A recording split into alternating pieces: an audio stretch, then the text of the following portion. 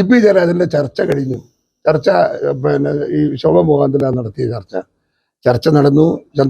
ചന്ദ്രശേഖരനും ചർച്ച നടന്നു ഒരു പരിധി വരെ എല്ലാം കടന്നങ്ങോട്ട് എത്തിയപ്പോൾ പാർട്ടിയിൽ നിന്ന് ഭയങ്കരമായ ഭീഷണി ജയരാജനെ ഇപ്പോൾ ഉണ്ടായിട്ടുണ്ട്. അതുകൊണ്ട് തൽക്കാലം പുള്ളി പിന്നോട്ട് മാറിയിട്ടുണ്ട്.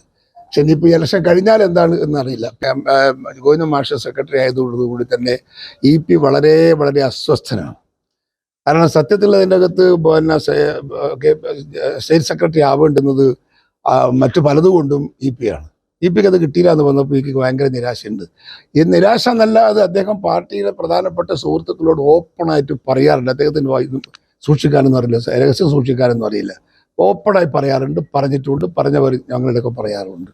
അതുകൊണ്ട് പുള്ളിക്കുള്ള അസ്വസ്ഥം പിണറായി വിജയനുമായിട്ടും തീരെ നല്ല ബന്ധത്തിലല്ല. പുതിയ വാർത്തകളും വിശേഷങ്ങളും ഇനി വിരൽ തുമ്പിൽ. എല്ലാ ഡിജിറ്റൽ പ്ലാറ്റ്ഫോമുകളിലും ഇപ്പോൾ സീ മലയാളം ന്യൂസ് ലഭ്യം.